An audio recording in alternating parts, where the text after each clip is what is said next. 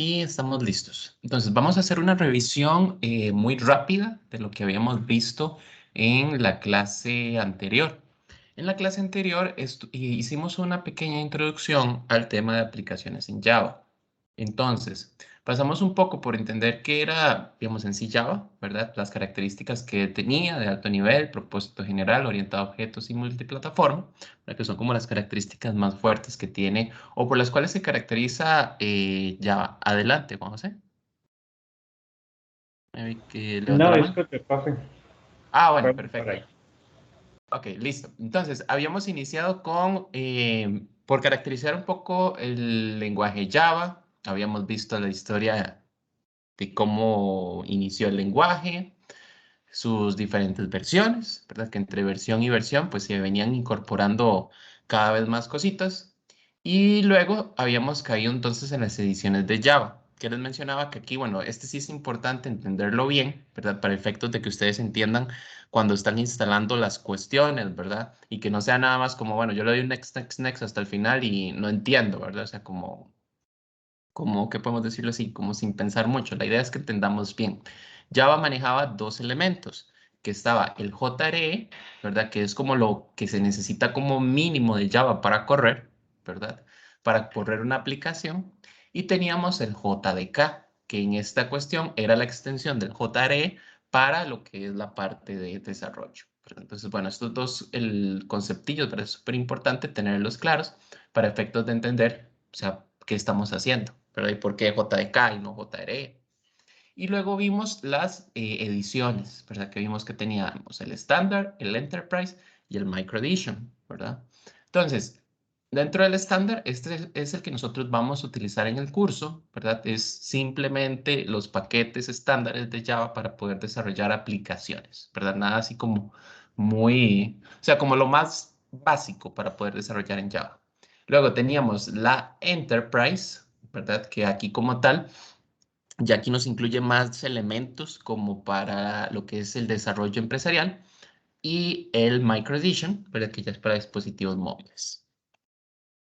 Luego habíamos revisado el proceso de compilación y ejecución y este era súper importante entenderlo, ¿verdad? Entonces habíamos hablado que nosotros producimos el archivo Java, ¿ok? En el archivo Java es donde trabajábamos con nuestro editor de texto, que en este caso estábamos hablando de que íbamos a trabajar con NetBeans.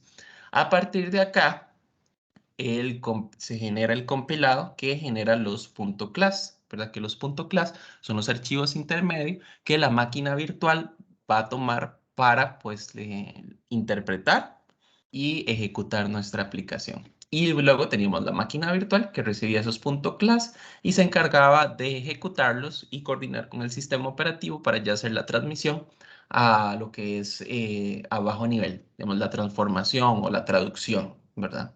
Entonces, esto era la parte de Java. Entonces, para que lo tomen en cuenta, porque ya me ha pasado. O sea, si ustedes me entregan un .class, tienen un cero. O sea, si me entregan porque ya me ha pasado que me entregan los archivos .class de algún trabajo, ¿verdad? Y para hacer la revisión no se puede hacer la revisión, ¿verdad? Porque no es sencillo, no sé si será posible, hacer ingeniería inversa para volver al punto Java, ¿ok? Entonces, para que tomen en cuenta que ustedes estos los pueden borrar, no hay ningún problema, pero los puntos Java no, porque los puntos Java es donde ustedes programan, donde ustedes colocan el código fuente. Entonces, para que lo tomen en consideración y ya que me ha pasado en otras veces, no me entreguen los .class porque van a tener automáticamente un cero, ¿ok? Entonces, eso por acá. Y luego entonces hicimos un pequeño ejemplo en NetBeans, vimos cómo funcionaba el entorno de desarrollo, ¿verdad? Los botones generales, la parte de debug, ¿verdad? La parte del entorno, cómo se generaba pues un proyecto como tal, las partes que tenía el IDE, etcétera, etcétera. Y luego vimos los elementos del lenguaje, que vimos estos dos, sí, estos tres, perdón, estos tres primeros. Vimos lo que eran los identificadores de usuario, vimos lo que eran las palabras reservadas y vimos los tipos de datos. ¿Ok? Entonces, usábamos siempre este ejemplo que teníamos acá para efectos de identificar los diferentes elementos, esta pequeña aplicación en Java. Entonces, teníamos los identificadores, ¿verdad? Que habíamos hablado que los identificadores era todo aquello que nosotros utilizábamos para nombrar ya fuera variables, métodos, constantes, etcétera, etcétera. Es como la parte donde nosotros bautizamos y creamos a esos, bueno, colocamos esos identificadores de todo lo que nosotros creemos, ¿verdad? Entonces pueden verlo como una especie de bautizo, ¿verdad? Que es cuando se definen los nombres de las cosas y se hace, pues, digamos, como oficial, si quieren verlo así, o no sé, como ustedes quieran visualizarlo. Es cuando ustedes tienen que colocar un nombre a algo que han hecho. Y bueno, aquí teníamos las características básicas que decíamos que tenía que iniciar con una letra, con carácter de subrayado o con carácter de dólar. Puede incluir números, pero no al inicio. Y la longitud máxima era de 64 caracteres. Tener cuidado que es case sensitive, lo que significa que si tengo la misma palabra entre mayúsculas y minúsculas, como en estas que están acá, son diferentes. ¿Ok? Eso con respecto a los identificadores. Y habíamos hablado que íbamos a utilizar las convenciones que propiamente Java traía para digamos, para colocar los nombres a a los diferentes identificadores que creemos, ¿verdad? Entonces, lo que nos dice Java es que, por ejemplo, las clases inician con mayúscula y cada palabra que se vaya a pegar va a continuar en mayúscula, ¿verdad? Por lo menos no, por lo menos no, con su primera letra en mayúscula. Entonces, por ejemplo, si fuera, no sé, círculo área, entonces sería círculo y la A de área en mayúscula. Después, métodos y variables siguen una sintaxis similar, perdón, una convención similar, con la diferencia de que la primera es en minúscula. Y constantes, todas en mayúsculas, y cada palabra que conforma viene separado por un guión bajo o underscore. ¿Ok? Entonces, estas son las sintaxis que vamos a utilizar para las prácticas, las sintaxis que vamos a utilizar para el desarrollo del proyecto y para todo lo que vayamos a programar en el curso en Java. Entonces acá habíamos hecho este pequeño ejercicio, luego habíamos visto las palabras reservadas, que aquí tenemos como una lista grande, son todas esas palabras que tienen un propósito, una razón de ser dentro del lenguaje y no por tanto no se pueden utilizar como identificadores, ¿verdad? Son palabras con un fin particular. Entonces, por ejemplo, el if else, ¿verdad? Que no podemos definir una variable como if o else, sino que esto nos va a venir a representar la estructura de decisión if else. Por ejemplo, class, ¿verdad? Que es para definir una clase, false o true, por acá debe estar true, acá está true, que vienen a representarnos valores posibles que puede tener un booleano, ¿verdad? Entonces, bueno, aquí boolean, ¿verdad? Para definir un tipo booleano, etcétera, etcétera. Entonces, aquí tenemos todas las palabrillas claves que digamos que Java utiliza con algún propósito. Hay algunas que no tienen ningún propósito puntual en Java, como por ejemplo el goto. El goto es una estructura que ya hace muchos años se eliminó, ¿verdad? En lo que es el tema de programación estructurada. Entonces está como tal, no hace nada, pero está reservado, ¿verdad? Entonces, incluso hay palabrillas que ya no tienen funcionalidad, pero digamos, están reservadas por el lenguaje y no las podemos utilizar para absolutamente nada más. Y habíamos visto aquí esta parte de las palabras. Y lo último que habíamos quedado era con los tipos de datos, que habíamos dicho que a diferencia de otros lenguajes como Python, Java es fuertemente tipado. Entonces, lo que significa es que nosotros cuando creemos una variable o indiquemos un valor de retorno de un método, etcétera, etcétera, siempre vamos a tener que definir el tipo de dato, ¿verdad? Si es, por ejemplo, en este caso el booleano, que solo tenemos uno, este para solo un carácter, ¿verdad? El char. Luego tenemos estos cuatro que están acá para temas enteros numéricos. Y luego tenemos estos que están acá, que son para números reales, ¿verdad? Donde entre uno y otro lo que cambia es pues la precisión. Habíamos mencionado que como tal, hace muchos años era pues muy, digamos, a la hora de definir tipos de datos, ¿verdad? Éramos como ¿qué podemos decir? Muy minuciosos a la hora de escoger el tipo de dato. Hoy por hoy, perdón, con todo el tema de que el hardware como tal está cada vez es más barato, cada vez es más potente. Entonces, como tal, ya no nos preocupamos tanto porque estamos hablando por ejemplo, que esos tamaños que están acá, estos puntualmente, están en bits. Entonces realmente no es tanto la diferencia, ¿verdad? No vamos a hacer una gran diferencia en nuestra aplicación, ¿verdad? Por utilizar un int en lugar de un long. Ujú. Pero antes sí era muy común, ahora pues digamos que ya normalmente la gente si necesita un numérico escoge un int y si necesita perdón, un entero, sí, escoge un int y si necesita un real, ¿verdad? Un número real, utiliza por ejemplo un doble. Y bueno, habíamos hecho esta pequeña práctica y listo. Entonces aquí era justo donde habíamos quedado en la clase anterior. Entonces hicimos un repaso de unos 10 minutitos como para repasar hacia muy general todo lo que habíamos visto. ¿Ok? Vamos a continuar. Entonces, en este caso, entonces vamos a seguir viendo dentro de los elementos del lenguaje esta parte acá de las operaciones, ¿ok? En general, bueno, hagamos como un análisis de este código. Entonces tenemos este primer bloque que nos genera un entero que se llaman A y B. Y luego, después, en ese entero, tenemos que se generó un par de dobles, Y y Z, donde Z se declara con el valor de 3.14. ¿Ok? Si vemos acá, entonces se declara A igual a 6. ¿Ok? Entonces, perdón, se inicializa A con el valor de 6. Entonces, en este momento, A que no tienen, bueno, ahorita vamos a ver un poquito eso en la parte de ya. En este momento A no tiene ningún valor, va a tomar el valor de 6. Y luego tenemos que Y es igual a A más Z. Entonces tenemos que estar sumando un valor que es un entero, que está en esta parte que está acá, con un valor que es un flotante, ¿verdad? Entonces nos estaría sumando 6 más 3.14 y nos estaría colocando que Y es igual a 9.14, que Y es de tipo doble.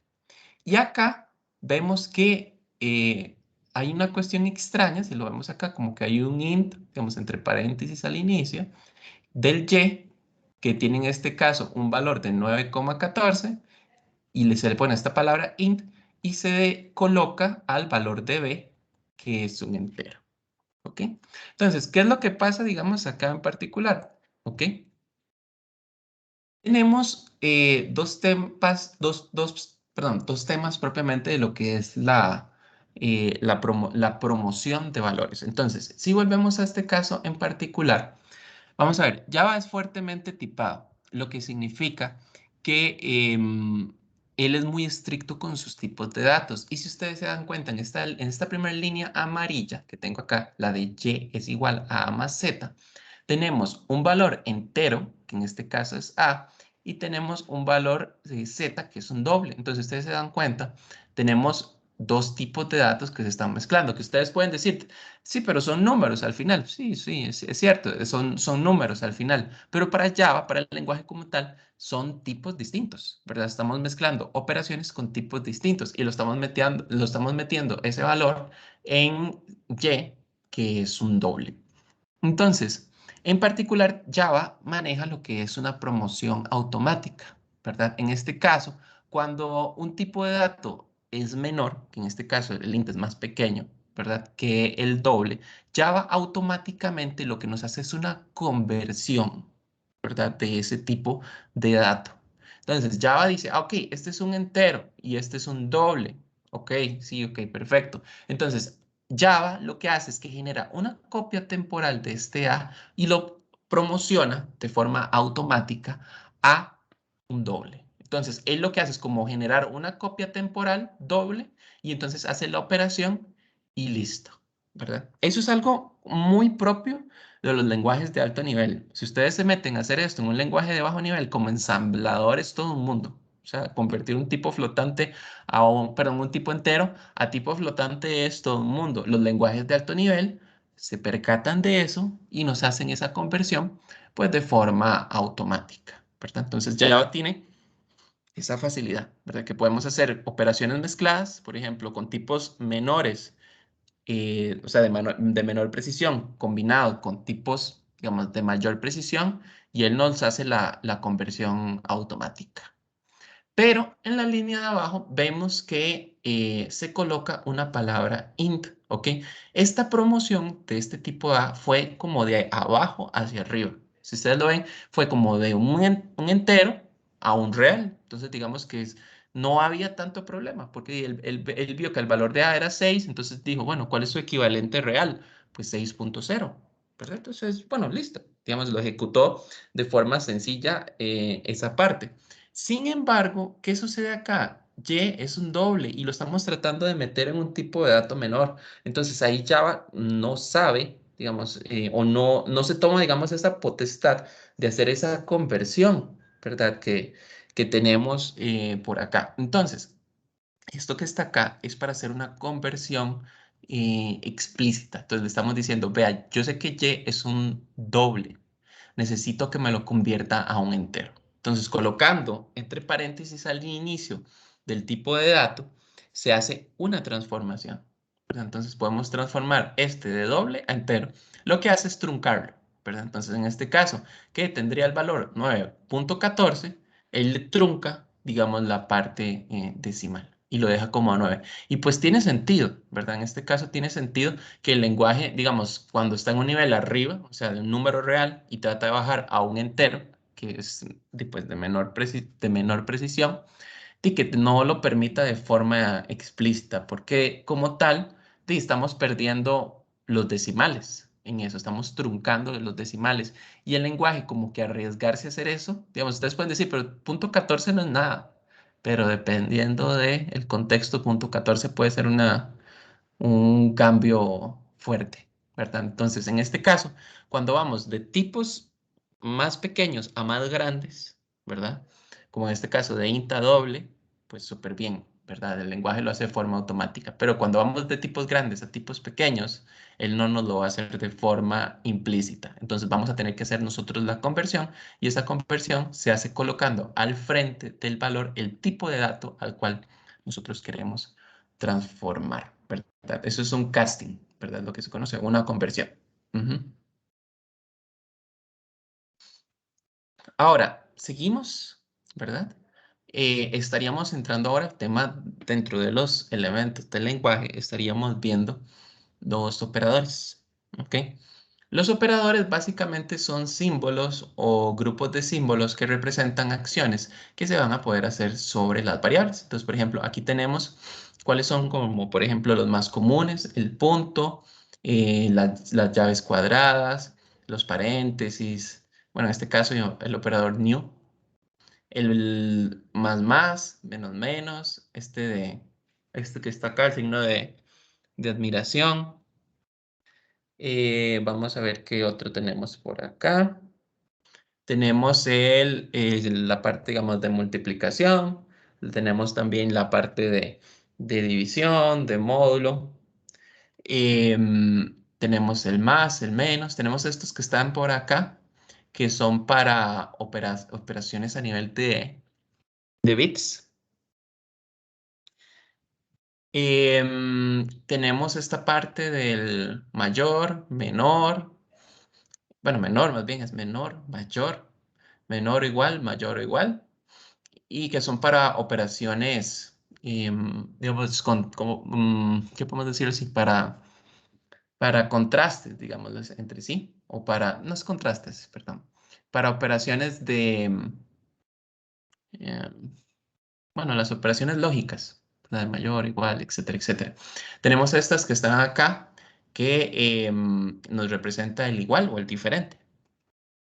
Y tenemos estos, por ejemplo, estos tres que están acá, que son para operaciones a nivel de bits. Estos otros dos que están por acá, que son el AND, ¿verdad? Este es propiamente el AND y el OR, que si no me equivoco en Python, aquí tenemos como una pequeña diferencia. Creo que en Python, si mal no recuerdo, eran las palabras AND y OR. Aquí, digamos, este es el AND, este es el OR. Este que está acá, que es nuevo me imagino que es nuevo para ustedes, es un operador ternario. Con este podemos hacer un if-else reducido. Y tenemos estos dos, el operador de asignación y en este caso el de coma, con el cual nosotros podemos hacer algunas separaciones entre, por ejemplo, a la hora de crear variables o a la hora de colocar parámetros. ¿Ok? Entonces, vamos por acá. En el chat necesito que... Ah, bueno, veo que por acá hay una manita levantada. Sí, profe, dos diapositivas atrás es donde Ajá. hace el menos menos y el más más. Ok, bueno. Ajá, bueno, El bueno. menor que y el mayor que mayor que. Ok, pues. Tito, ajá. Ujú. Si quiere podemos ver acá. Voy a abrir el proyecto que teníamos en Java para que lo veamos más fácilmente. Ok. Me refiero al de presencia 5. Ah, al de presencia 5. Estos. Bueno, Ajá, estos que están acá. sí, esos. Esos son para trabajar a nivel de bits en los datos. Son operaciones a nivel de bits. Usted, por ejemplo, podría comparar dos números, pero contrastando, por ejemplo, en, ¿qué podemos decirlo así? A nivel de cada uno de los bits que componen. Entonces, él va como haciendo estos son como para operaciones, digamos, de bits y sí, como para hacer movimientos, digamos, de bits a nivel numérico. Casi no se usan, en realidad, digamos, a alto nivel. Son como desplazamientos a la derecha y a la izquierda de los bits que conforman, por ejemplo, una variable. No son como muy comunes, en realidad, digamos, de utilizar. Sí, gracias, ya lo recordaba. Ajá. Ok, listo. Estos que están acá, digamos, el AND y el OR, estos son AND y OR a nivel de bits. Entonces, él lo que hace es como que va agarrando dos variables y se van contrastando, pero no es a nivel lógico, ¿verdad? Sino a nivel de cada uno de los bits que conformen. Entonces, eso por ahí. Ok, entonces estábamos por acá. Vamos a ir identificando cada uno de los operadores. Entonces, quiero que en el chat me coloquen los operadores que ustedes ven acá.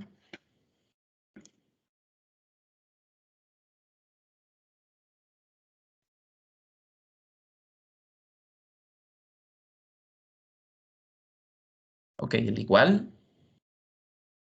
Por acá se indica el punto. El punto, bueno, ahorita lo revisamos, pero no me suena el punto. El asterisco, ajá, que es para la multiplicación.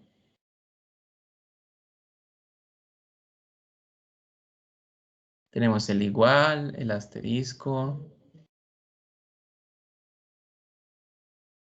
Mm, ok, fuimos mostrando por acá. Mira, si el punto sí también. El punto tiene razón. Ajá, el punto también. Vean las llaves. Aquí este no lo habían colocado acá. Ujú. Las llaves. Entonces, las llaves, el igual, la coma. Vean que por acá había una coma, casi no se ve, pero aquí estaba la coma. Ujú, el punto.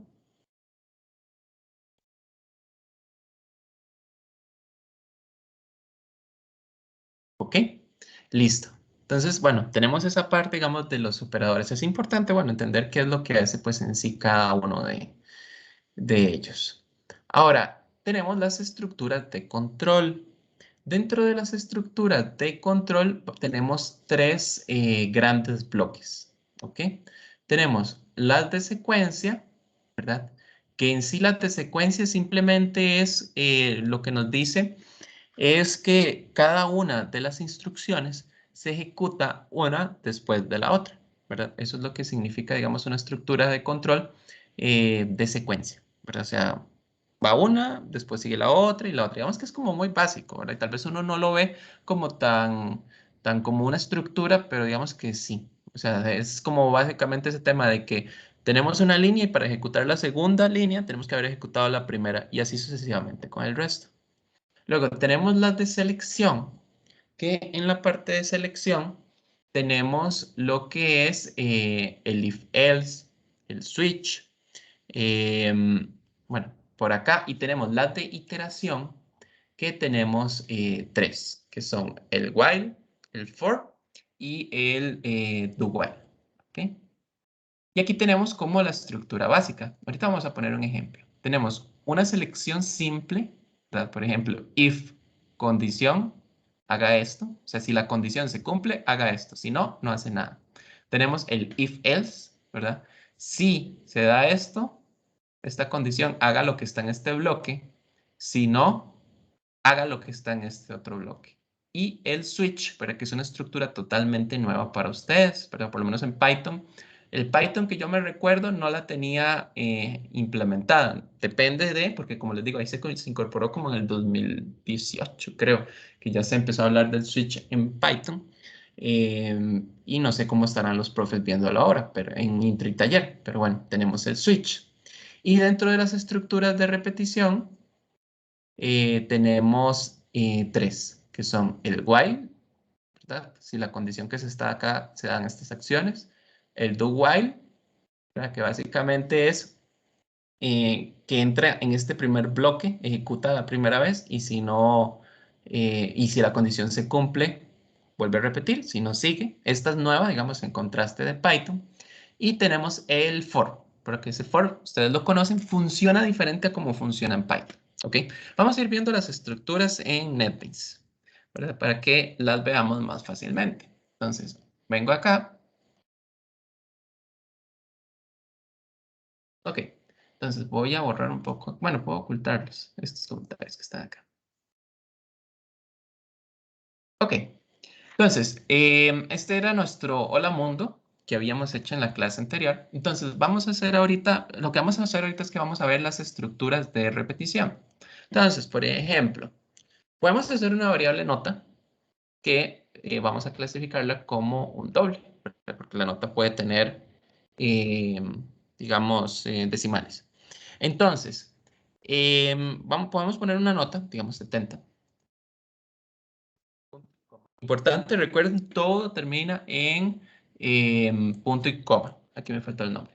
Doble nota igual a 70.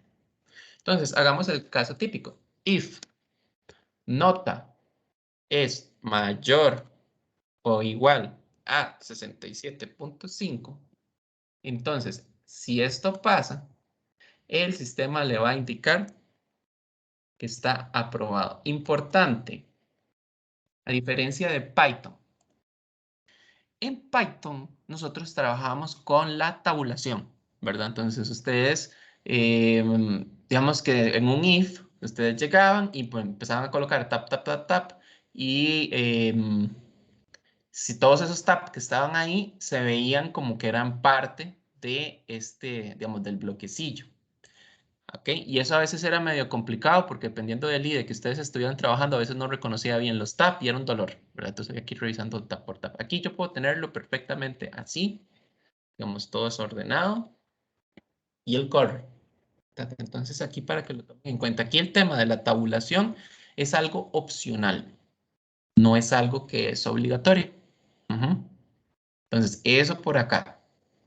Segundo, todo va encerrado entre llaves, ¿ok? Las llaves nos definen el alcance. Entonces, por ejemplo, esta llave que está acá, ven que marca con esta que está acá, significa que todo lo que yo escriba aquí va a pertenecer a esta parte del if, ¿ok? Entonces, vamos revisando. Este es un if simple, ¿verdad? El if simple es el que solo tiene el if como tal. Y entonces, este es muy fácil. Si aquí lo que hace es la comparación de la nota. Viene con un ejemplo muy sencillo.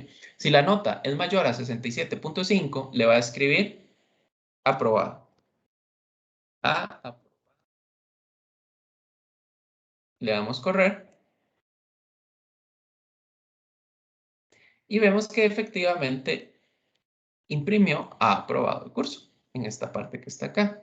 Si el valor no cumple 65, vemos que no hace absolutamente nada. Porque esto es, si cumple la condición, entra. Si no cumple la condición, pues no hace nada y sigue con el resto. Entonces, ese es el if simple. Tenemos el if que habíamos visto por acá. Opa. Ya la selección con if else, ¿verdad? Este que vimos hace un momento es este que está acá en la presentación. Si la condición se cumple, hace lo que está acá. Tenemos el if else, ¿verdad? Que es este otro que está acá. que tiene la condición, tiene las acciones, si es verdadero, y si es falso, va a ser lo que está acá. Entonces, regreso. Vamos a reducir acá. Opa.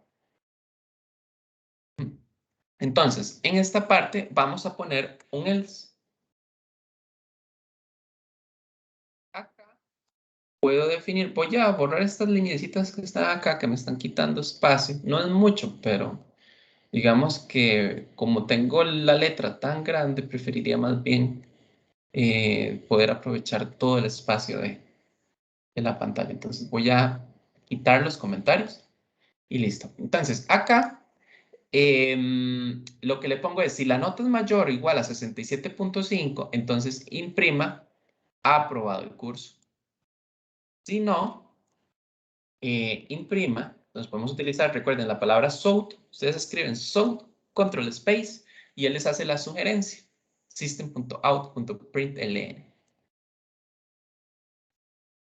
Y acá, digamos, si no se cumple esa condición, ha reprobado el curso. ¿Ok? Entonces, en este caso, él va a ver la condición, ¿verdad? De nota, si la nota es igual a 67.5, entonces va a escribir esto. Y si no, va a imprimir que ha reprobado el curso. Entonces, en este caso, va a entrar acá, porque esta condición no es verdadera. Entonces, si vemos, ven que él imprime, ha reprobado el curso. ¿Ok? Entonces, esta es la estructura if-else. Si la condición es verdadera, entra este bloque. Si la condición es, no lo es, ¿verdad? Entonces entra a este otro bloque. Digamos que hasta aquí, tal vez pequeñas diferencias con Python, las llaves, ¿verdad? El tema de las llaves, que los tabs, indiferentemente, él los ignora, ¿verdad? Punto y coma, vean, punto y coma, punto y coma. Cada una de las sentencias terminan en punto y coma, a excepción, ¿verdad? Estas que están acá, todo lo que es selección, ven, por ejemplo, esta no. Entonces, para que tomen en cuenta, ¿verdad? Todo lo que abre como llaves, ven, por ejemplo, aquí llaves no lleva punto y coma, ¿ok? Entonces, ahí para que tomen en cuenta eso. Todo lo que abre llaves va sin punto y coma. Esto nos permite trabajar con if-else, ¿verdad? Por ejemplo, acá, como tal, no existe una estructura if, ¿verdad? En Java, Java, digamos, no la tiene. A diferencia, digamos, de otros lenguajes que tal vez, digamos, ya la tiene como más incorporadilla. Bueno, vamos a ver por acá, pero creo que no la debería tener. El if, ¿no? El if, no la tiene todavía. Ok, no la tiene por acá implementada. Entonces, sí podemos hacer el anidamiento, pues agregando otro por acá. Entonces, por ejemplo, si es mayor o igual a 67.5, entonces que le ponga que ha aprobado el curso. Aquí podemos hacer otro if-else, ¿verdad? Pensando en los cursos que permiten repo. Si no me equivoco, es de 60 a 70, ¿verdad? Que son como los cursos de math y física, que tienen posibilidad de ir al repo, los de compu no. Entonces, podemos abrir acá. Vamos a pensar en que el curso es de los de mate, y que hay posibilidad de ir al repo. Entonces, si la nota es mayor o igual, en este caso 57.5. Vean que ya pasé por acá, que me dice, si la nota es mayor a 67.5, imprima que ha aprobado. Si no, pregunta ahora, si la nota es mayor o igual a 57.5, entonces imprima, vamos acá, SOUT, puede ir a, bueno, podemos colocar así como tiene la posibilidad de ir a repo. ¿No? ¿Verdad? Si no es mayor a 57.5, ya salado, porque ya sí no pasó. Ya ahora sí, digamos, ahí sí se quedó. Entonces ya ahí reprobó el curso. Entonces vean, por ejemplo, acá, que entonces hicimos un anidamiento, ¿verdad? Nosotros podemos hacer eso sin ningún problema, ¿verdad? Donde colocamos, que en este caso el else, ¿verdad? Que no se cumplió la condición de que era mayor a 67.5 y volvemos a hacer otro contraste para ver si es mayor o igual a 57.5, donde le damos posibilidad de ir al repo y si no, pues le indicamos que ha reprobado el curso. Entonces, en este caso, si ustedes se dan cuenta, pensando que este es un curso de mate, tienen la posibilidad de ir a repo, porque se sacó un 65. Si se saca un 55, vemos que ha reprobado el curso. Entonces, tenemos la posibilidad de hacer el anidamiento, ¿verdad? Cuando nosotros colocamos una estructura dentro de otra, como por ejemplo el caso que tenemos acá, se llama anidamiento. Eso es como la palabra, es que vamos anidando o metiendo más estructuras dentro de otras estructuras, ¿verdad? Esa palabrilla viene como de nido, ¿verdad? El mismo concepto de cuando el pajarillo lleva las cuestiones y va metiendo como cosas y hace ahí el final, el nido, donde coloca sus huevos, ¿verdad? Es básicamente lo mismo, o sea, se va haciendo como una especie de nido, ¿verdad? Por eso es que se llama anidamiento, o ir metiendo uno dentro del otro, ¿ok? Ok, eso por acá. Esto con esta estructura, ¿verdad? Donde vamos metiendo uno dentro de otro. Y en este caso el if else. Igual las estructuras ustedes pueden ir anidando cualquier tipo de estructura. Pueden meter un while, un for, otro if, ¿verdad? Todo es cuestión como de que ustedes coloquen lo que necesitan. Ahora, vamos con el switch, ¿verdad? Que esta debería ser nueva para ustedes. Switch. Revisamos acá. Voy a colocar acá nuevamente la PPT para que veamos. Entonces, ya vimos esta. Voy a poner acá el marcador. Entonces, vimos el if else, ¿verdad? Entonces, si la condición se cumple, entra acá. Si no, venga para acá, ¿verdad? Y trabajamos con anidamiento, donde metimos un if else con otro if else adentro. Ahora tenemos el tema de selección múltiple con la estructura switch. La estructura switch, si ustedes ven la sintaxis que nos indica acá, entonces me dicen switch condición. Entonces tenemos case, casos, vamos a ir colocando casos, y tenemos que se van ejecutando acciones, ¿verdad? Se van a ir colocando acciones como tal, y se va colocando como esta palabrilla clave break, ¿ok? Break y break, ¿ok? Entonces, vamos a hacer un caso de un switch. Entonces, el switch, digamos, según sea, por ejemplo, em, igual podemos seguir trabajando con, no, cambiémoslo un poco. Em, digamos que tenemos, vamos a ver. Vamos a trabajar, digamos, con las letras, ¿ok? Que son como estas A, B, C, D, y creo que después es F, algo así es, digamos, en otros sistemas de calificación, digamos que queremos hacer como la conversión. Honestamente, desconozco un poco, digamos, sobre cuál serán los correctos valores entre uno y otro, pero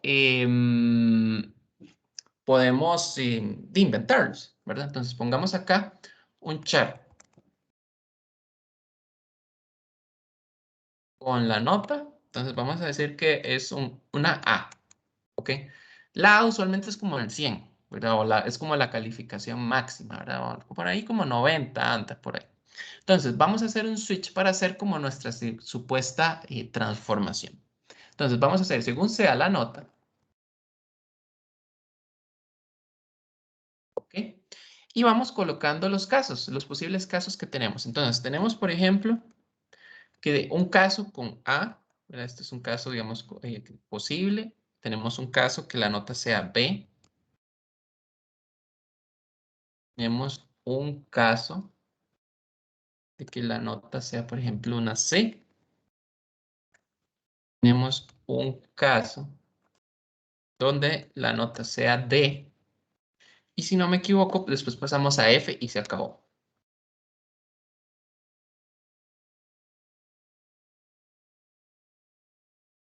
Vamos a hacer un pequeño programa que haga como la traducción. Entonces, vamos a decir que si es, por ejemplo, una A, entonces va a ser una impresión de su nota es 90 o más. Y es una B,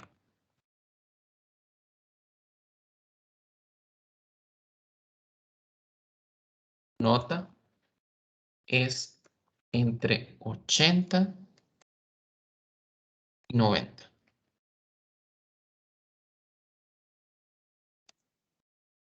Nota es entre 70 y 80. la D, nota, es entre 60 y 70. Y F, tu nota es menos de 60.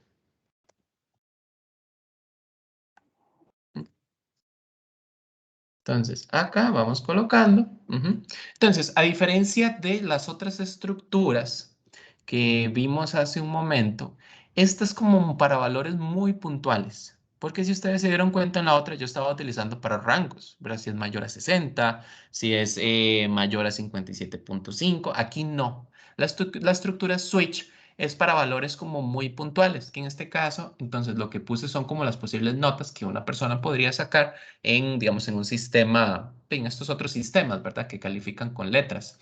Y acá entonces le puse, bueno, A y traté como de hacer su homólogo, ¿verdad? Esto no necesariamente es correcto, como les digo, desconozco mucho cómo se transforma esto acá, sino que simplemente hice como una propuesta, ¿verdad? Puede ser que no coincida con la realidad, pero digamos es para efectos ilustrativos. Entonces, si ustedes se dan cuenta, tengo A, entonces le puse que si esta se cumple, tengo que la nota es de 90 o más, B de 80 a 90 y así sucesivamente, ¿verdad? Entonces ahí, digamos, él va colocando. Entonces, importante, el switch es para valores puntuales, ¿verdad? No para rangos, no se trabaja para rangos. Ahora, acá cuando lo corramos, vamos a ver que vamos a tener como un comportamiento raro, ¿verdad? Entonces, vean, según sea la nota, switch podemos traducirlo así como un según sea. Según sea la nota, ponemos los casos y acá haga. Entonces, aquí vamos a ver un comportamiento raro. Ok, si ustedes se dan cuenta, él me imprimió su nota es 90 más, su nota es entre 80 y 90, su nota es entre 70 y 80, su nota es entre 60 y 70 y su nota es menos de 60. O sea, él me imprimió todos. Entonces uno dice, pero qué raro, porque me imprime todos si hiciera solo la A. Ok, esta estructura en particular, si ustedes se dan cuenta, él no tiene llaves, ¿verdad? Aquí entre caso y caso. ¿Verdad? Que uno diría, "Oye, lo lógico sería que pues tuviera llaves. Entonces, como tal, el problema es que si, digamos, él va y busca, por ejemplo, si yo cambio acá y le pongo C, entonces van a darse cuenta que si yo le pongo C, me imprime. Su nota está entre 70 y 80, 60 y 70 y menos de 60. Entonces, él busca el caso, en este caso, por ejemplo, C, entra, imprime, pero él sigue igual hacia abajo. Ahora sigue, imprime la D y sigue e imprime la F.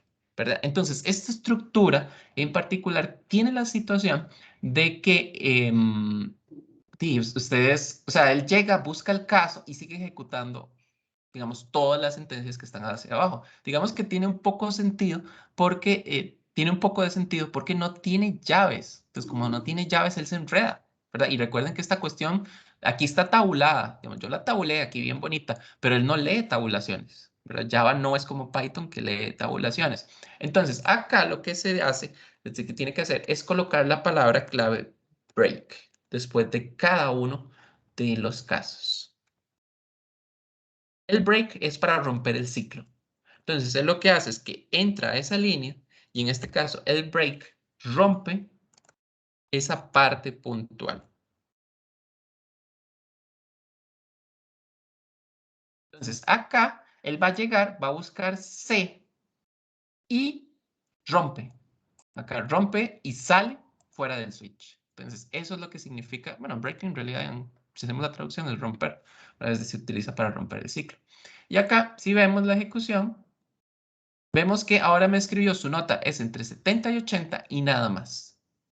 ¿Ok?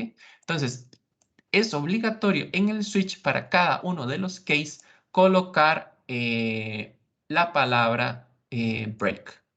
Break, break. Eso por ahí. Si ninguna calza, por ejemplo, alguien escribe una Z,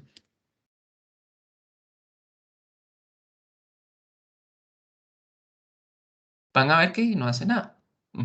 Pero, porque no tiene ningún caso donde entrar, porque tenemos A, B, C, D y F. En este caso, Z no.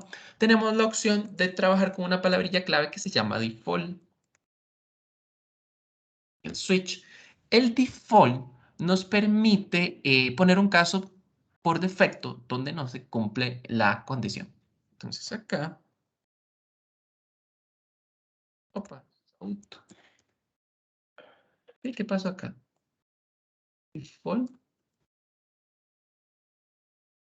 lo está tirando. Bueno, vamos a copiar. Bueno, no pasa nada. Acá su nota, ponemos aquí un mensaje, error. Error en la nota. Hay un error en la nota. Bueno, un error. Error en el valor introducido. Claro, hay un error para que suene bonito. Hay un error en el valor introducido. Entonces, en este caso, tenemos el default. Y si no se cumple, pues ninguna de estas, el default, bueno, importante, el default siempre es la última de todas, no pueden colocar el default como primera alternativa, o sea, el default es siempre el final, después de todos los cases, ¿verdad? Y el default es la única estructura que tiene, que no tiene break. No tiene break porque es la última, ¿verdad? Entonces, como llegó acá, pues no tiene sentido que le pongamos un break a la última. Entonces, si ustedes se dan cuenta que me imprime, hay un error en el valor introducido. Le puse una Z y la Z no era válida. ¿Ok? Entonces, eso es con respecto a esta tercera estructura, ¿verdad? El switch, donde tenemos la condición, tenemos los casos y el caso default. Digamos, aquí viene con un ejemplo. Ahora, importante, recuerden que este tema de las estructuras es como jugar con Lego, ¿verdad? Ustedes agarran una pieza y van armando, y agarran otra pieza y van armando, y etcétera, etcétera, ¿verdad? Pensemos en Lego libre, ¿verdad? No en el Lego que nos dan como los manual de que pegue acá, sino cuando ustedes le dicen, ok, aquí tiene el Lego, aquí están todas las piecitas, ahora genere como sus propuestas, ¿verdad? Entonces, puntualmente, lo que pasa acá es que nosotros podemos colocar, tenemos muchas opciones, ¿verdad? Tenemos en este caso 3 estructuras para mover los flujos por donde mejor o sea, como mejor nos quede, ¿ok? Ustedes van a seleccionar esas estructuras que mejor se ajusten. Ahora, tomen en cuenta, tomen en consideración, ¿verdad? ¿Para qué sirve cada una? ¿O cuál es la diferencia, por ejemplo, puntual entre esta que está acá y estas dos que están acá? El switch como tal, es para condiciones puntuales, ¿verdad? O sea, valores específicos. Como en este caso, ustedes se dieron cuenta, los valores de mi variable eran A, B, C, D y F. Nada más eran 5 valores. Pero entonces lo coloqué con un switch. ¿Pude haberlo colocado con un if-else? Sí, pude haberlo colocado con un if-else. No hay ningún problema. If nota es igual a A, haga esto. Else, if nota es igual a B, haga esto. La diferencia entre uno y otro, el switch se ve más elegante, ¿verdad? Y como les digo, es simplemente cuestiones cuestiones, ¿qué podemos decirle así? Como de,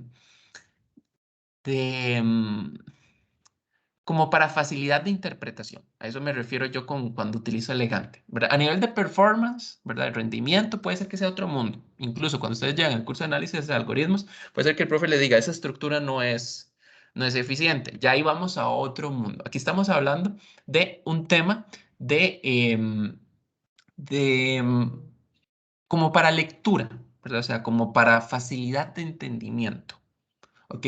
Entonces, el switch como tal es más fácil, digámoslo así, de ver, ¿verdad? De entender para valores puntuales, ¿verdad? Entonces, un switch para rangos es raro, ¿verdad? O sea, muy raro, muy extraño, ¿verdad? Entonces, no lo usen para eso. Si ustedes quieren hacer validaciones de rangos, utilicen ya sea el if o el if-else.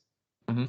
Si ustedes quieren hacer comparaciones para valores puntuales, como hicimos hace un momento, utilicen el switch, ¿verdad? El switch es que se ve muy limpio el código. Si ustedes se dan cuenta, este código que está acá está muy limpio, ¿verdad? O sea, está como muy fácil, digamos, de entender, ¿verdad? Podría meterlo en un if-else, abrir if-else, sí, digamos, no hay ningún problema. El problema es que ya nos va a quedar como muy hacia la derecha, tal vez no sea tan fácilmente entendible. En cambio, yo veo esta estructura acá de una vez Y yo digo, ah, ok, estoy validando valores muy puntuales. Entonces, tomen en cuenta este tipo de cosas. Ahora, importantísimo, y aprovechando que estamos por acá, tengan cuidado con este tipo de cosas, porque digamos, esto lo he visto en ingenieros graduados y se ve súper mal, o sea, se ve súper mal y estos son como cuestiones básicas, digamos, de programación. He visto, por ejemplo, switch, ¿verdad? Donde la nota, ok, voy a borrar un momentito acá, case true,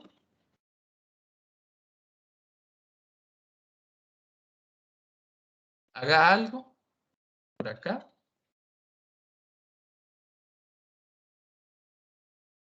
case false, ¿ok? En un momento porque aquí tintineando. Ah, ok, no, no, no está acá. Case false. ¿Ok? Por ejemplo, podemos poner soy un true, aunque no, no es un boolean, soy un false.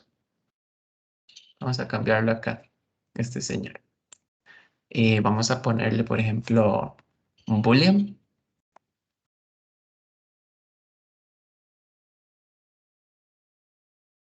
el valor de true. Ya aquí se nos va a quitar esta parte. Ah, bueno, por lo menos ya aquí lo está pasando, ya me está tirando el error. Vamos a ver. Ajá. Ah, ok, genial. Sí, entonces en Java por lo menos sí es como inteligentito en esa parte. Vamos a ver. Vamos a revisar el error. Comando falla, ta, ta, ta.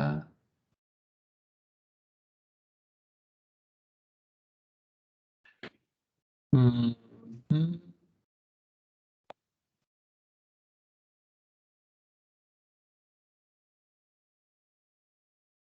Ok, qué bien. Ya hicieron como la mejora en esto. Ok, esto lo había visto en un código en C Sharp hace un tiempo, ¿verdad? Hace ya varios años. Aquí ya nos está marcando un error de que nos está diciendo, en el caso de Java, él nos dice que es incompatible, ¿verdad? Esta cuestión. Esto yo ya lo había visto en un código y lo vi funcionando y hasta que me asusté cuando lo vi. Este tipo de cuestiones, bueno, Java no nos lo va a permitir, por dicha, ¿verdad? Pero, como les digo, los he visto en otros lenguajes y sí funciona. Esto no aplica. O sea, recuerden que, o sea, este tipo de cuestiones, true, false, va más relacionado a if, else. Entonces, esto que está acá, no lo haga, ¿verdad? Lo otro, que vamos a volverlo a poner como estaba. Mm, ok, bueno, aquí tenemos otra vez de vuelta el código. Ahorita se los muestro la otra parte con los ciclos. Vamos a ver acá la corrida. Ujú, listo, ya está corriendo otra vez.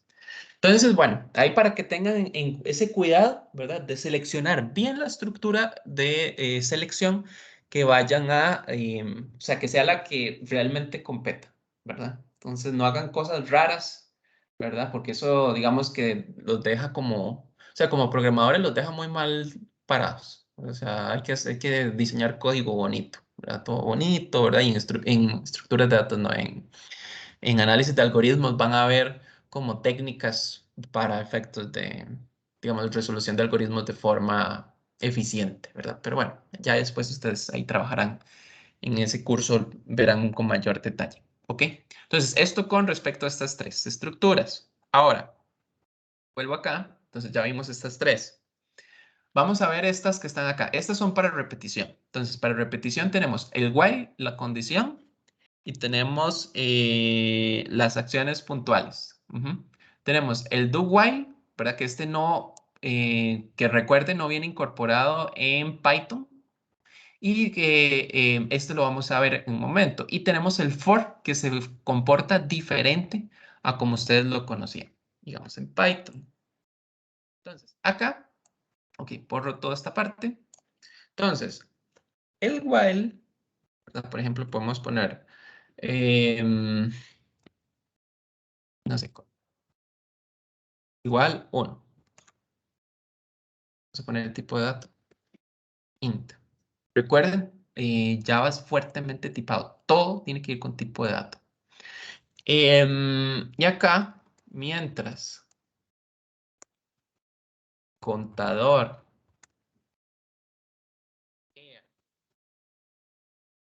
sorry, me fui mal por acá, el contador sea mayor, mientras el contador, perdón, sea, acá estoy súper chapa. Vamos otra vez. El contador sea menor que 10. Ahí está. Abrimos llaves. Cerramos llaves. Mientras el contador sea menor que 10, entonces lo que va a ser un south de, de contador. Opa.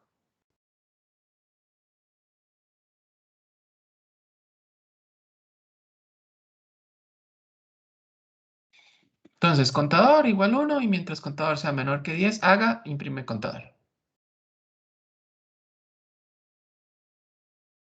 Importante, incrementarlo. Contador más. Vamos a revisar acá. Ok, listo. Entonces, vean cómo tenemos aquí las cuestiones.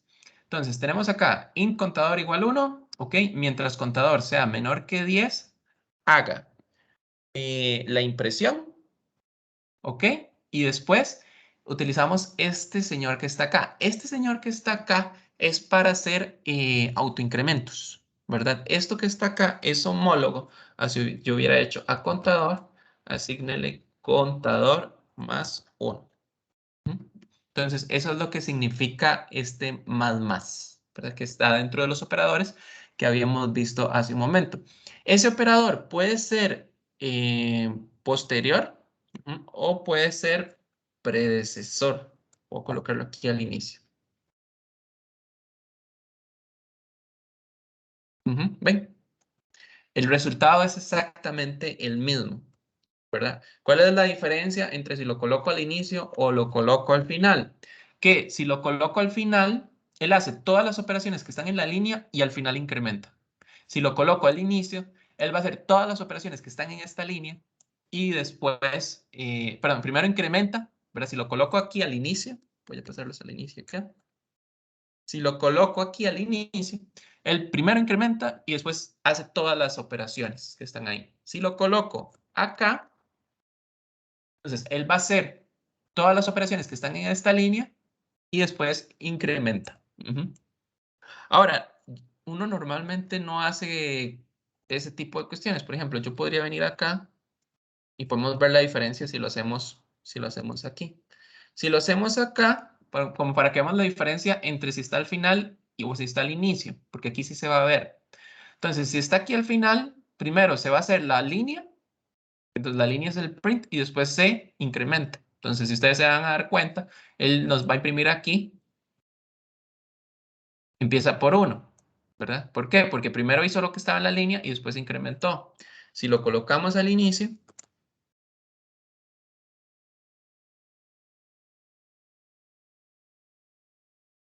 ven que inicia con 2. ¿Por qué inicia con 2? Porque primero incrementa y después imprime, ¿verdad? Entonces ahí como para que lo tomen en consideración.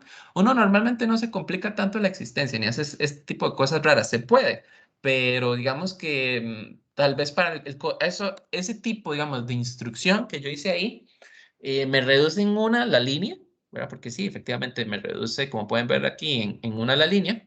Me reduce una línea el código, pero siento que lo hace menos legible, ¿verdad? Entonces, acá tenemos dos líneas, pero es como más sencillo, ¿verdad? Pensaría yo, o sea, como más legible.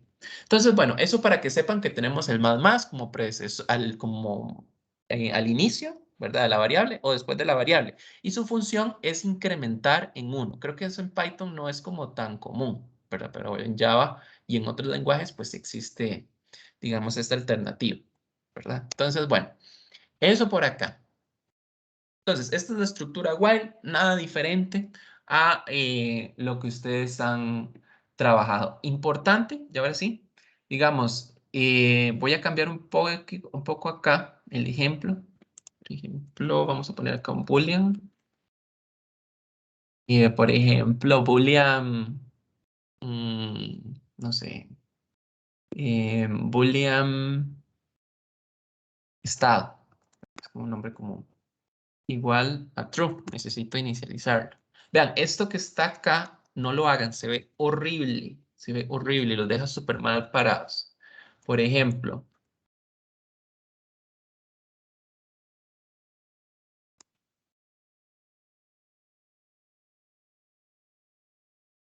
contador, mientras contador sea menor que 10 y estado sea igual a true, eso que está ahí es horrible. O sea, se ve súper, súper, súper mal. ¿Por qué? Porque es obvio que para que esto entre, tiene que ser igual a true. O sea, no va a poder. O sea, esto es como muy, muy obvio, digámoslo así.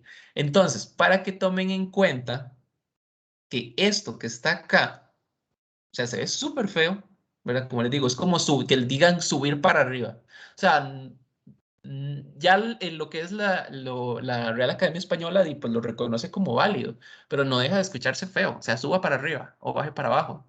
Suena muy feo, ¿verdad? Aquí es lo mismo. Estado igual, true. Es como decir, suba para arriba. Gracias, sí, suena feo, suena feo. Funciona, se entiende, y la gente va a subir, sí va a subir, ¿verdad? Pero digamos que se ve feo. Entonces, para que lo tomen en cuenta, no pongan estado igual, true. O sea, nada más estado, si es true, entra.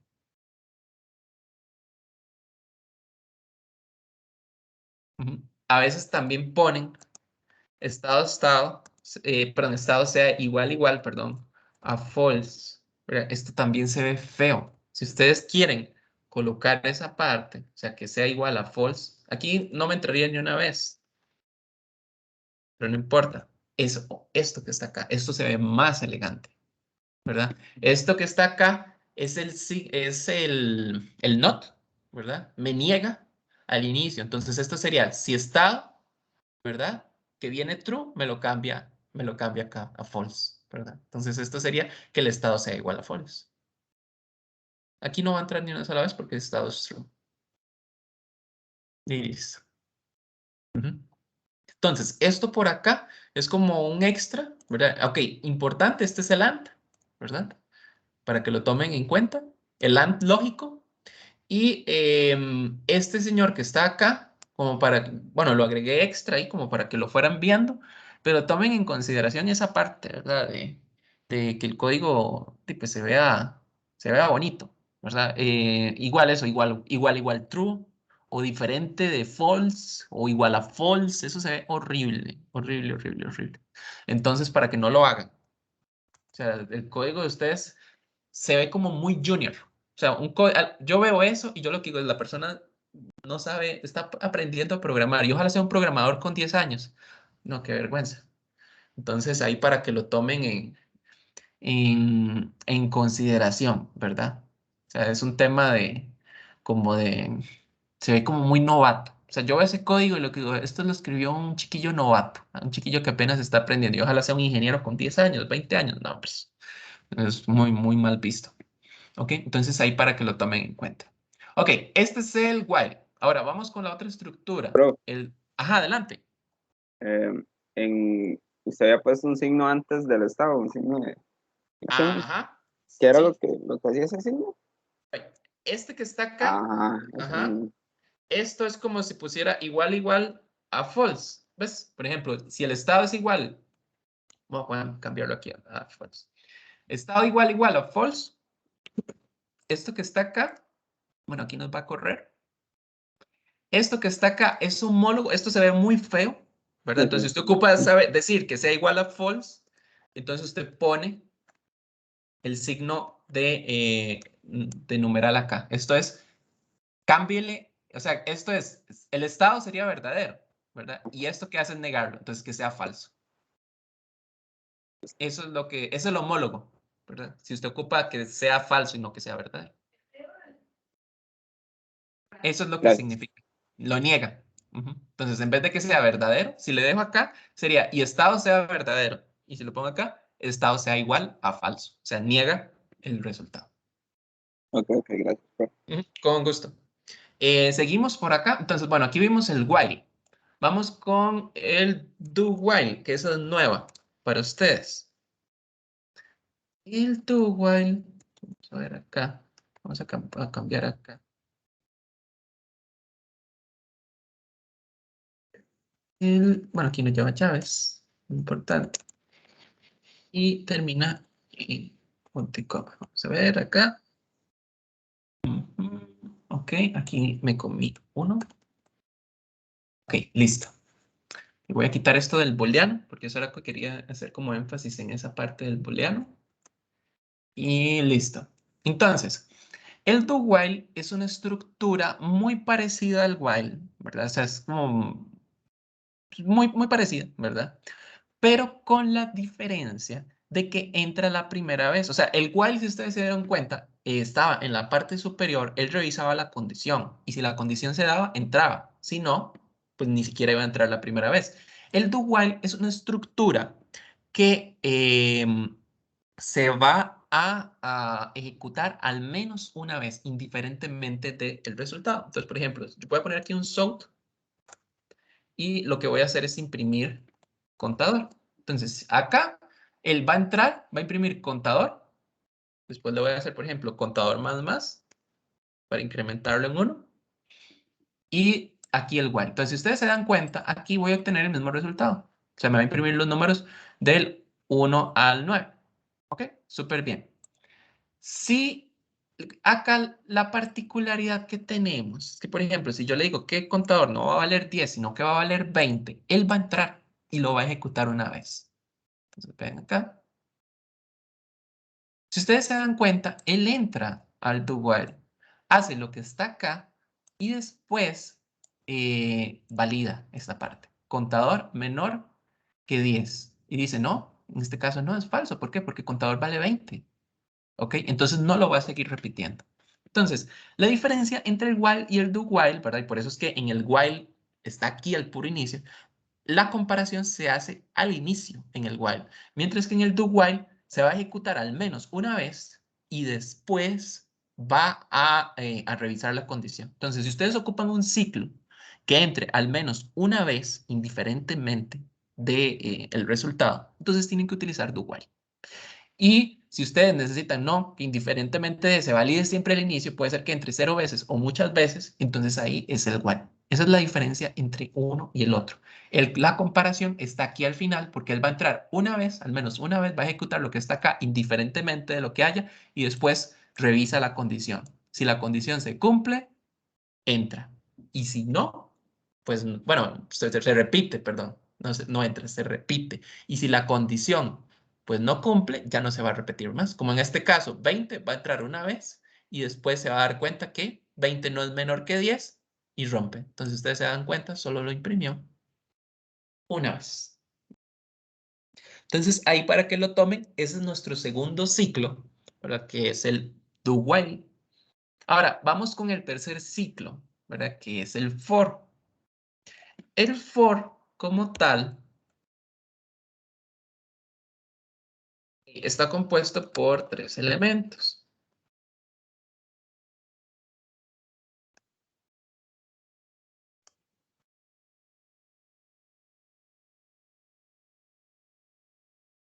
Uy, un momentito que escribí.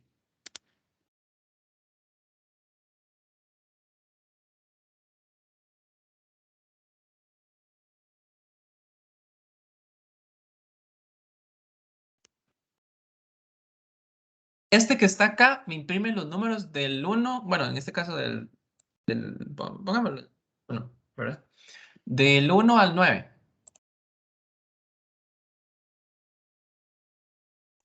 Del 1 al 9.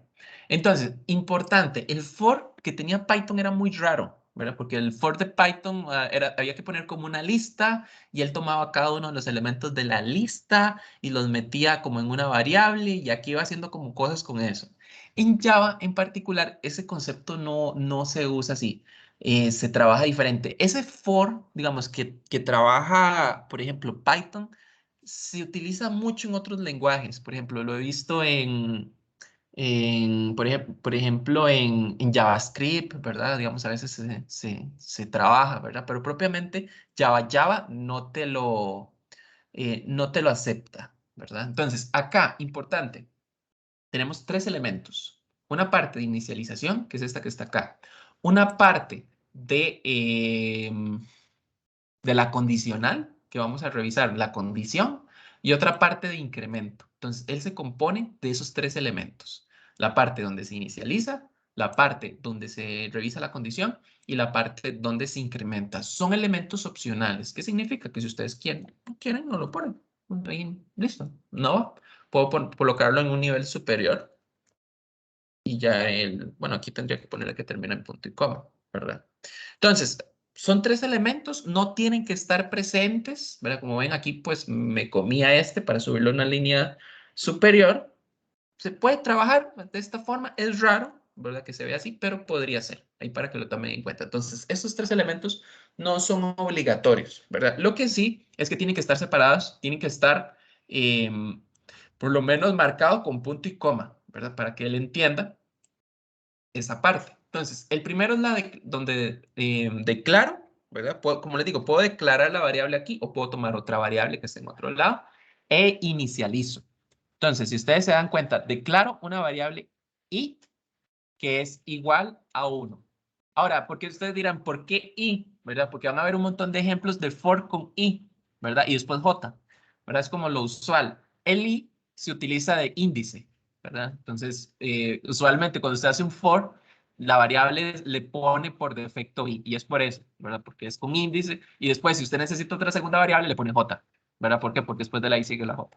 Ok, nada más por aquello, ¿verdad? Como un poquillo de cultura de por qué el profe escogió I y por qué todos los libros vienen con I cuando explican el for. Es por eso, es porque I de índice.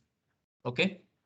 Entonces, declaro la variable I y le pongo, la inicializo con el valor de 1. Mientras la condición sea menor que 10, ¿qué va a hacer? Lo que está aquí adentro, dentro de estas llaves. Y al finalizar va a incrementar en 1. ¿Verdad? Entonces, como ven, es una estructura diferente a cómo se trabajaba el for en Python, ¿verdad? Que el for en Python era como la lista y ahí iba agarrando cada uno de los elementos y los iba a ir metiendo en este señor que estaba acá y aquí empezábamos a jugar. Aquí no. Aquí, digamos, el for es una estructura diferente a cómo se trabaja en Python. Y listo. Entonces, el for, digamos, la diferencia que tenemos, por ejemplo, con el while, bueno, y con el do while, ¿verdad? Es el hecho de que el for es muy sencillo o sea, es mucho más sencillo. Vean que ustedes aquí declaran la variable, hacen la condición y la incrementan todo en una sola línea, ¿verdad? Si ustedes recuerdan el while, yo generaba aquí mi variable contador, aquí ponía en la parte del while, en las llaves que tenía al inicio, la condición y más abajo tenía em, el incremento, ¿verdad? Y que vieron que se me olvidó varias veces. Por lo menos creo que 1 o 2 veces se me escapó colocar el incremento y me cayó en un bucle infinito, ¿verdad? La característica que tiene el for es que el for, digamos, me permite gestionar todo en una sola línea, ¿verdad? Su declaración, su condición y su incremento. Entonces me queda como más fácil y digamos que no está propenso a que me jale esa torta como me jale yo al inicio, ¿verdad? Que se me olvidó colocar el incremento en el while y quedé ahí en un bucle infinito. Digamos que es como de las características que tiene, como tiene todo tan compacto en su parte superior, todo se está gestionando en un solo bloque. Entonces me aseguro de que sea más difícil de que se me olvide algo. Eso por ahí. Y el for se utiliza mucho, por ejemplo, cuando tenemos que movernos, ya sea, por ejemplo, en estructuras de datos, como por ejemplo, ¿qué les digo? Una matriz, ¿verdad? Entonces necesito moverme en un arreglo, en una matriz, ¿verdad? En ese tipo, digamos, de estructuras de datos, es como más sencillo, ¿verdad? Es como más simple, ¿verdad? Entonces, bueno, es como una cosa muy estética. Igual ustedes pueden moverse con un while, pues no hay ningún problema. Al final de cuentas, todos son opciones. Pero el for sí tiene eso, ¿verdad? De que es como muy que podemos decirlo así, como muy, o sea, está todo muy concentrado y así evito que se me olvide algo y es como más sencillo, diría uno, para ese tipo de cuestiones, ¿verdad? De como irse moviendo en una estructura de datos. Pero bueno, como les mencioné, es cuestión de gustos porque al final de cuentas esto es como un Lego. Ustedes agarran en un Lego habían piecitas como, no sé, de 4x2 y hay también de 2x2. Ustedes pueden agarrar una piecita de 4x2 o 2x2 y al final las pegan y el resultado es la misma, ¿verdad? Hay muchas piezas que ustedes pueden simular junto con otras. Esta es la misma cosa. Ustedes tienen aquí todas las estructuras y ustedes verán, y pues, cómo las pegan de que sea, digamos, que sea mejor, ¿verdad? Acá propiamente en el curso, digamos, de PO, como les he mencionado, no nos concentramos tanto en el tema de eficiencia, porque los cursos de eficiencia están en otra línea. Nos enfocamos más en el tema de legibilidad. O sea, necesitamos hacer código que una persona lo lea, o sea, que lo vea, lo lea y lo entienda, ¿verdad? Eso es como lo que buscamos en este curso, ¿verdad? Entonces, las recomendaciones, ¿verdad?, que yo les estoy dando es en el sentido de que hagamos código que sea legible. Recuerden que, como vimos en las primeras clases, estamos hablando que fácilmente llegamos a miles, millones de líneas de código, ¿verdad? Y casi que nunca vamos a tener esa oportunidad, o no siempre, no digamos nunca, porque sí podría ser. No siempre tenemos la posibilidad de iniciar un proyecto desde cero. Muchas veces nos dicen, ahí está el proyecto, toma, ahí está el código, ¿verdad? Entonces es como, empiece a leer, ¿verdad? Entonces, entre más sencillo, digamos, le dejemos a nosotros, a la persona, digamos, el código, pues va a ser una curva de aprendizaje más, digamos, menos pronunciada, ¿verdad? Entonces, es lo que nosotros buscamos, o sea, como que el código sea lo más legible posible para que una persona, pues, no, no tenga que pasar en exceso leyendo y tratando de interpretar lo que hizo alguien. Entonces traten de escoger como esas estructuras, ¿verdad?, que tenemos acá para lo que ustedes necesiten y que sea como para el fin, para que sea legible, ¿verdad? Entonces, eso por acá. Entonces, volviendo acá a la presentación, entonces dentro de las estructuras, con esto tendríamos la estructura for, ¿verdad? Entonces, como ven, tenemos el while, condición, y aquí las acciones. El do while, que serían primero las acciones y después la condicional abajo, que ya vimos por qué, ¿verdad? Porque hasta el final de la primera ejecución se va a revisar la condición. Y el for, que maneja un contador, una condición, un incremento, y ustedes ponen lo que ustedes, ¿cómo se llama? Lo que ustedes vayan a hacer acá. Y regálenme nada más acá un momento para poner el... Opa, se me está escondiendo acá. Dame un toque. Vamos a proyectar. ¿No? Bueno, ahorita debería aparecer. Es que estaba tratando de buscar el resaltador, pero si no lo hacemos con la cuestión del mouse. Ahora, dentro de los elementos del lenguaje, ¿verdad? Tenemos lo que son las reglas de sintaxis.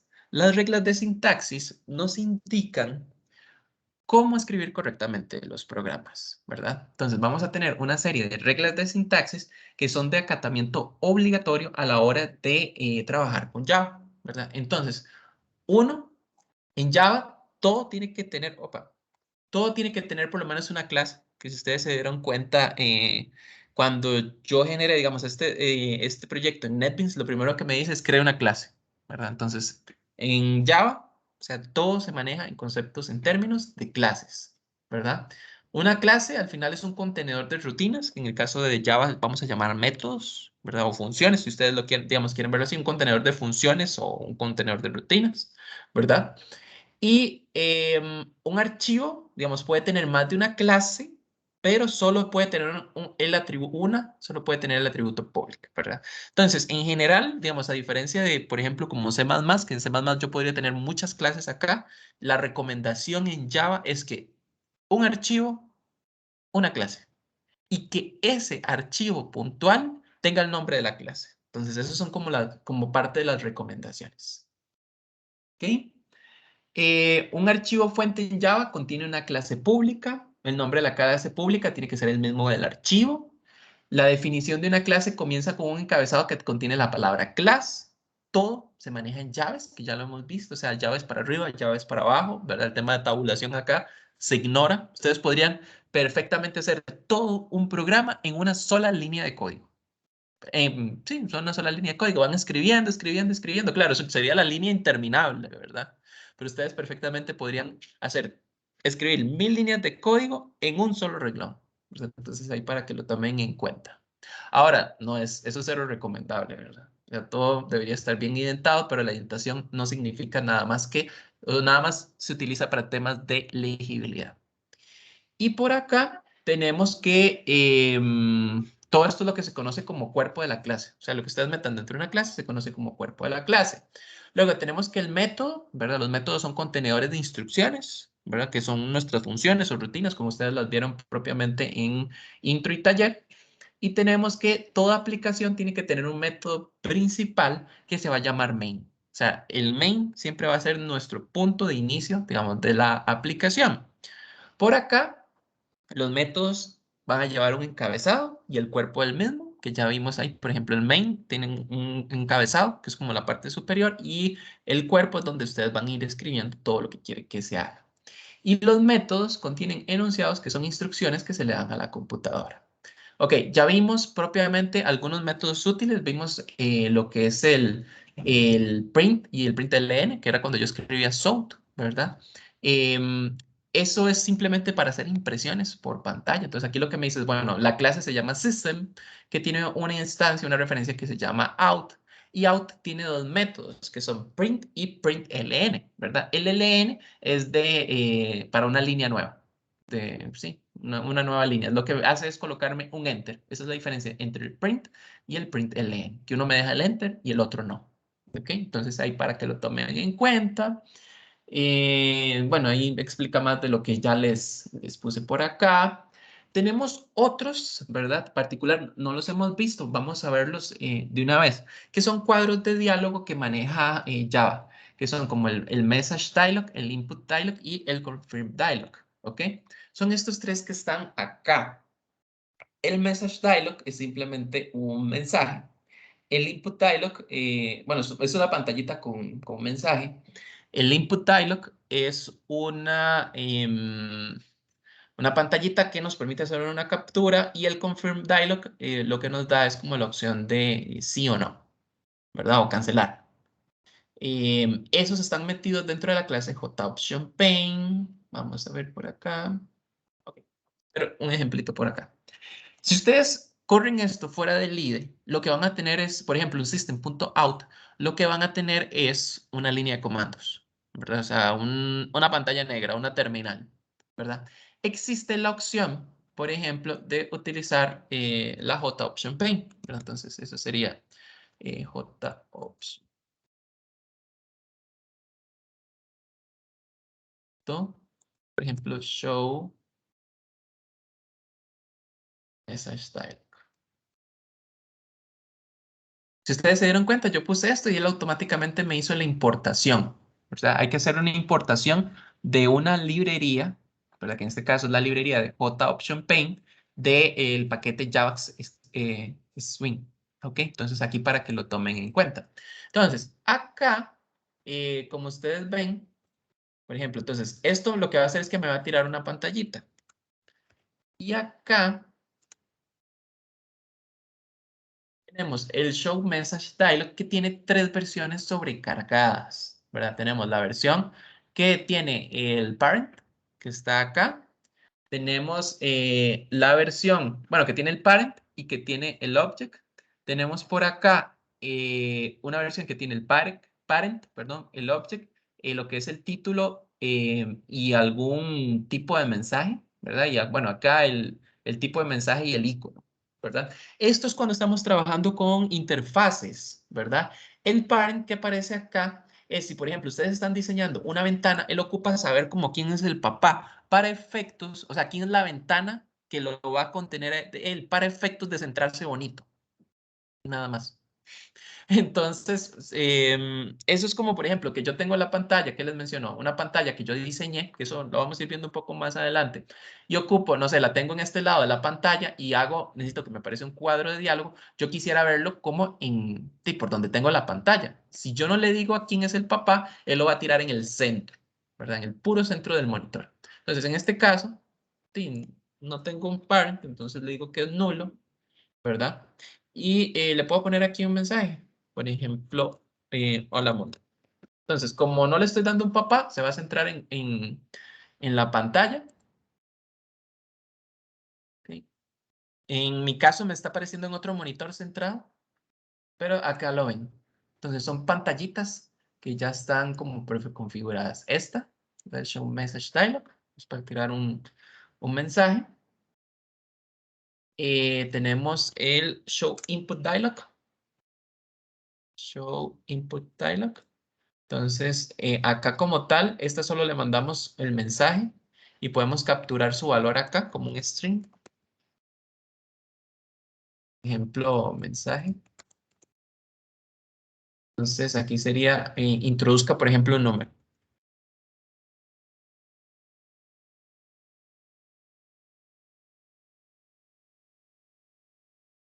Entonces, aquí me apareció en mi otra pantalla. Ok. Entonces me dice, introduzca un número. ¿Verdad? Introduzco el número y listo. Él lo guarda en esta variable que se llama mensaje. Eso es el Show Input Dialog. Me permite capturar un elemento a través de una pantalla de entrada. Y tenemos el Show Confirm Dialog. Ok, que necesitamos darle un parent y mandarle el mensajito. Ejemplo, podemos ponerle cómo se siente hoy. Pues, digamos, se siente, no, pongámoslo aquí. Se siente feliz hoy.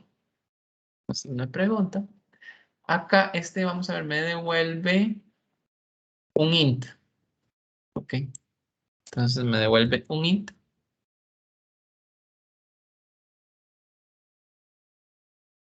Se siente feliz hoy. Entonces él va a capturar el sí, el no o el cancelar en este valor que está acá. Y listo. Entonces son esas que están acá, el show confirm dialog, ok, volvemos acá. Estos tres que vimos acá, el message dialog, el input dialog y el confirm dialog, son pantallas, o sea, son pantallas que ya están preconfiguradas, diseñadas para efectos de pues tomar como algunos valores, ¿verdad? Entonces acá para que los tomen en consideración, que si no quieren trabajar con línea de comandos, pueden trabajar con propiamente con estas pantallas, ¿verdad? Y aquí capturan valores, ¿verdad? Por ejemplo, acá pueden capturar toda una cadena de texto, ¿verdad? Y acá pueden mostrarla, ¿verdad? Y aquí son como con opciones de sí o no, ¿verdad? Entonces aquí para que lo tomen en cuenta, ¿verdad? Que tienen esa opción de las pantallitas, ¿verdad? Y bueno, aquí nos menciona el system.exit 0, ¿verdad? Que eso es como una cuestión ahí de Java, pero igual no es como tan necesario en realidad. Y el tema de la documentación, que ya lo vimos al inicio, por ejemplo, puedo hacer comentarios de solo una línea, como este que está acá, comentarios de más de una línea de código, como este que está acá, o los comentarios de JavaDoc, ¿verdad? Que es con esta sintaxis. Eso ya lo habíamos visto en la clase, pues, anterior. Y acá tenemos algunas cuestiones que están relacionadas a Java, ¿verdad? Propiamente al JavaDoc, que es que yo puedo utilizar estas palabrillas claves como autor para colocar quién es el desarrollador. Puedo utilizar esta palabra deprecated si necesito indicar como que ese método se va a desaparecer en futuras versiones. Acá para definir, por ejemplo, los parámetros, indicar los parámetros, el return y el número de versión que se tiene, ¿verdad? Y con eso, digamos, se puede generar documentación autogenerada, que si no me equivoco por acá hay una versión, hay un botoncito que se llama generar JavaDoc. Vamos a ver si lo veo por acá. Estará esto. Dame un momento para revisar acá. Ok. Ya. En Netflix. Vamos a ver dónde está la opción. ¿Cómo generar JavaDoc en Netflix?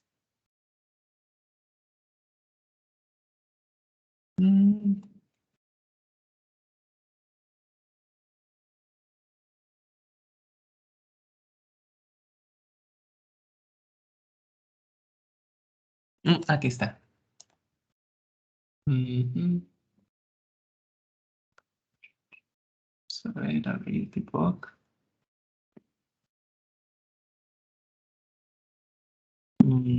No me aparece acá. Será más bien en el paquete. Aquí está. generar JavaDoc. Ok, esta cuestión de JavaDoc, creo que no me va a servir mucho porque no tengo nada documentado, porque le borré los comentarios. Entonces, me lo va a dejar feo. Pero bueno, veamos a ver qué sale. El JavaDoc es una documentación autogenerada. Entonces, yo aquí, digamos, yo utilizando esas palabrillas claves de JavaDoc, las que vi hace un momento, puedo, digamos, colocar o autogenerar una documentación. Pero es como una capacidad que se tiene, pues, por acá. Regálenme nada más un momento para que terminemos acá. A ver cómo nos va con esta parte. No sé qué tanto he estado comentando si no hay nada. Me imagino que debe estar bajando cosas para la primera vez que lo va a hacer. Ok, listo. Entonces, acá, bueno, aquí me lo abrió en Internet Explorer, ¿verdad? Permitir contenido bloqueado. Es lo que, si ustedes ven, él me genera como una página web. Entonces, aquí me dice, bueno, ¿cuáles son las clases? Entonces, por ejemplo, en este caso, lo único que descubrió era que estaba una mi main. Y dentro de él me dice, vea, este es el constructor, la definición del constructor, esto es el resumen de los métodos, esto, bueno, él les hace como una documentación muy bonita en una especie de página HTML, para una página de Internet. Entonces, esa es una característica que tiene Java, ¿verdad? Que tiene el JavaDoc, que son simplemente utilizando esta sintaxis que vimos acá, y utilizando, por ejemplo, estas son algunas de las palabrillas claves. Hay más para que ustedes pueden poner @author y decirle esto, o @param y le indican cuáles son los parámetros y qué significan, etcétera, etcétera. Y utilizando esto, después nada más le dan generar JavaDoc y él les hace la documentación. Y esa documentación ustedes se la comparten a algún, no sé, ya sea el cliente o algún programador. Pero entonces ahí tiene la documentación. Es como para efectos de no hacer un documento de Word, sino como ir autodocumentando el código, después decirle Java, genéreme el, el código propiamente. ¿Ok? Entonces, eso sería como por acá. ¿Ok? Y aquí como para que lo tomemos entonces en cuenta que existe la opción del JavaDoc, que es documentación autogenerada por Java, utilizando como palabrillas claves. ¿Ok? Listo. Digamos que esa sería como nuestra pequeña introducción a Java para efectos de que pues comprendamos bien de cómo para transicionar a Java más sutilmente, ¿verdad? Y que no sea, digamos, como tan abrupto el cambio de Java a Python. Y además, todo lo que acabamos de ver acá, las estructuras de control, los tipos de datos, las estructuras de selección, son elementos básicos de la programación orientada a objetos, ¿verdad? Porque esto que está acá, o sea, los métodos que nosotros vayamos a definir, los objetos que nosotros vayamos a construir, se basan en estos elementos que están acá. Entonces, si ustedes no entienden bien esta parte de estructuras de selección, de las estructuras de control, ¿verdad? Una y otra, ¿verdad? O sea, no les queda claro cómo funcionan, van a tener problemas a la hora de que veamos tipos los objetos, ¿verdad? Porque los objetos se componen de estas estructuras, que al final de cuentas esto es programación estructurada, ¿verdad? Que es lo que ustedes vieron en intro y taller, ¿verdad? Los fundamentos de programación estructurada. Pero la programación orientada a objetos toma la programación estructurada como base, es un fundamento de la orientación a objetos. Entonces, si esto no está claro, es un problema para después. Entonces, por eso a mí me gusta gastar, aunque sea un ratito, repasando esta cuestión, en que la entendamos bien, para efectos de que a ustedes les quede como más sencillo, más simple, pues este primer acercamiento. ¿Ok? No sé si tenemos alguna duda o consulta con lo que hemos visto hasta el momento, o si todo está clarito.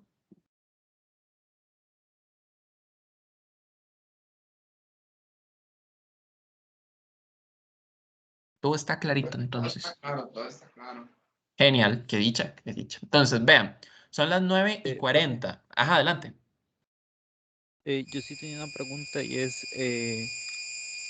no, ¿usted quiere que usemos un JDK específico? ¿O basta con Mm, que todo el grupo tenga el mismo y ya? pues vamos a ver. Yo estoy proponiendo, vamos a ver, ¿estamos hablando a nivel de versión o a nivel de proveedor?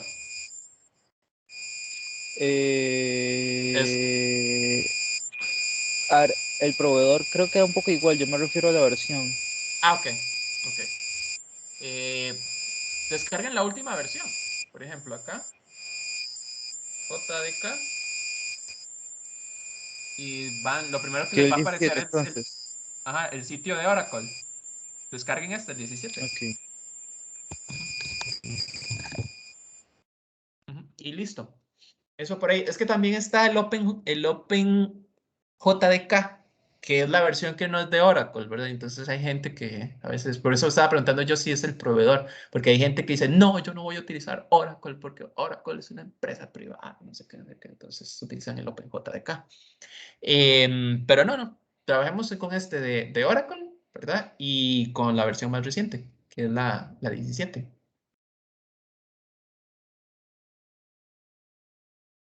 Ok.